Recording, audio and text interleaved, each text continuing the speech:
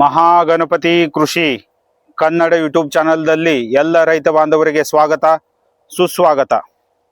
ಕಬ್ಬು ಕೃಷಿಯಲ್ಲಿ ಅಂತರ್ಬೆಳೆ ತುಂಬಾನೇ ಇಂಪಾರ್ಟೆಂಟು. ಕಬ್ಬು ಕೃಷಿಗೆ ಯಾವುದೇ ತರಹದ ಹಾನಿ ಉಂಟಾಗಬಾರದು.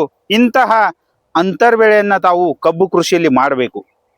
ಇವತ್ತು ನಾವು ಕಡಲೆ ಕೃಷಿಯನ್ನ ಕಬ್ಬು ಕೃಷಿಯಲ್ಲಿ ಯಾವ ತರಹ ಅಂತರ್ಬೆಳೆ ಮಾಡಬೇಕು ಇದರ ಬಗ್ಗೆ ಮಾಹಿತಿಯನ್ನು ಕೊಡ್ತೀವಿ. ಮೊದಲು ತಾವು ಏನು ಮಾಡಬೇಕು, 4 ಫೂಟ್ ಸಾಲುಗಳನ್ನು ಬಿಡಬೇಕು. ಇದು ತುಂಬಾನೇ ಇಂಪಾರ್ಟೆಂಟು. ಕಡಲೆ ಕೃಷಿಯನ್ನ ಅಂತರ್ಬೆಳೆಯಾಗಿ ತಾವು ಕಬ್ಬು ಕೃಷಿಯಲ್ಲಿ ಮಾಡುವಾಗ ಸಾಲುಗಳ ಅಂತರ ದೊಡ್ಡದಾಗಿರಬೇಕು. ಸಾಲುಗಳ ನಡುವಿನ ಅಂತರ 4 ಫೂಟ್ ಇರಲೇಬೇಕು. ತಾವು ಮೊದಲು 4 ಫೂಟ್ ಸಾಲುಗಳನ್ನು ಬಿಡಬೇಕು. ಮೊದಲು ತಾವು ಕಬ್ಬು ಕೃಷಿಯನ್ನ ಮಾಡಬೇಕು. ಸಾಲಿನಲ್ಲಿ ತಾವು ಕಬ್ಬು ಕೃಷಿಯನ್ನ ಮಾಡಬೇಕು. ಕಬ್ಬು ಕೃಷಿ ಮಾಡಿದಾದ್ಮೇಲೆ 15 ದಿನ ಆದ್ಮೇಲೆ ತಾವು ಈ ತರಹ ಬದುವಿನ ಮೇಲೆ ಕರೆಕ್ಟ್ ಸೆಂಟರ್ ಮೇಲೆ ತಾವು ಕಡಲೆ ಬೀಜವನ್ನ ಹಾಕಬೇಕು. ಕಡಲೆ ಕೃಷಿಯನ್ನ ಪ್ರಾರಂಭಿಸಬೇಕು. ಸೆಂಟರಲ್ಲಿ ಹಾಕುವುದರಿಂದ ತುಂಬಾನೇ ಚೆನ್ನಾಗಿ ಕಡಲೆ ಕೃಷಿಯಲ್ಲಿ ನಮಗೆ ಇಳುವರಿಯು ಬರುತ್ತೆ. ಬೀಜ 2 ಬೀಜಗಳ ನಡುವಿನ ಅಂತರ, 2 ಕಡಲೆಗಳ ನಡುವಿನ ಅಂತರ ತಾವು 1 ಫೂಟ್ ಇಡಬೇಕು. ಈ ತರಹ ತಾವು ಕಡಲೆ ಕೃಷಿಯನ್ನ ಪ್ರಾರಂಭಿಸಬೇಕು. ಇದರಿಂದ ತುಂಬಾನೇ ಚೆನ್ನಾಗಿ ಕಡಲೆ ಕೃಷಿಯಲ್ಲಿ ಬೆಳವಣಿಗೆ ಆಗತ್ತೆ.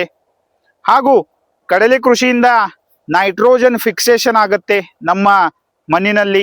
ಇದು 1ನೇ ಲಾಭ. 2ನೇದಾಗಿ ಮೈಕ್ರೋಬಿಯಲ್ ಆಕ್ಟಿವಿಟಿ ತುಂಬಾನೇ ಚೆನ್ನಾಗಿ ಹೆಚ್ಚಾಗತ್ತೆ. ಇದು 2ನೇ ಲಾಭ. ಈ ತರಹ ಕಡಲೆ ಕೃಷಿಯನ್ನ ನಾವು ಕಬ್ಬು ಕೃಷಿಯಲ್ಲಿ ಅಂತರ್ಬೆಳೆಯಾಗಿ ಮಾಡುವುದರಿಂದ ನಮಗೆ ಎಕ್ಸ್ಟ್ರಾ ಇನ್ಕಮ್ ಸಿಗತ್ತೆ. ಕಡಲೆಯಿಂದ 40 ರಿಂದ 50 ಸಾವಿರ ರೂಪಾಯಿ ಇನ್ಕಮ್ ನಮಗೆ 1 ಎಕರೆಯಲ್ಲಿ ಸಿಗತ್ತೆ. ಈ ತರಹ ಎಕ್ಸ್ಟ್ರಾ ಇನ್ಕಮ್ ನಮಗೆ ಕಡಲೆ ಕೃಷಿಯಿಂದ ಸಿಗತ್ತೆ. ಈ ತರಹ ನಾವು ಕಡಲೆ ಕೃಷಿಯನ್ನ ಅಂತರ್ಬೆಳೆಯಾಗಿ ಕಬ್ಬು ಕೃಷಿಯಲ್ಲಿ ಮಾಡಿದ್ದಲ್ಲಿ ತುಂಬಾನೇ ಚೆನ್ನಾಗಿ ನಮಗೆ ಲಾಭ ಆಗತ್ತೆ. ಇದರಿಂದ ಕಬ್ಬು ಕೃಷಿಗೆ ಯಾವುದೇ ತರಹದ ಹಾನಿ ಉಂಟಾಗುವುದಿಲ್ಲ. ಕಾರಣ ಯಾವಾಗ ಕಡಲೆ ಕೃಷಿಯಲ್ಲಿ ಕಡಲೆಯಲ್ಲಿ ಬೆಳವಣಿಗೆ ಆಗತ್ತೆ, ಆ ವೇಳೆಯಲ್ಲಿ ಕಬ್ಬಿನಲ್ಲಿ ಮರಿಗಳ ಸಂಖ್ಯೆ ಆಗಿರುತ್ತೆ. ಆದ್ದರಿಂದ ಯಾವುದೇ ತರಹದ ಹಾನಿ ಕಬ್ಬು ಕೃಷಿಗೆ ಉಂಟಾಗುವುದಿಲ್ಲ. ತಾವು ಮೊದಲು ಕಬ್ಬು ಕೃಷಿಯನ್ನ ಮಾಡಬೇಕು. 15 ದಿನ ಆದ್ಮೇಲೆ ಕಡಲೆ ಕೃಷಿಯನ್ನ ಮಾಡಬೇಕು.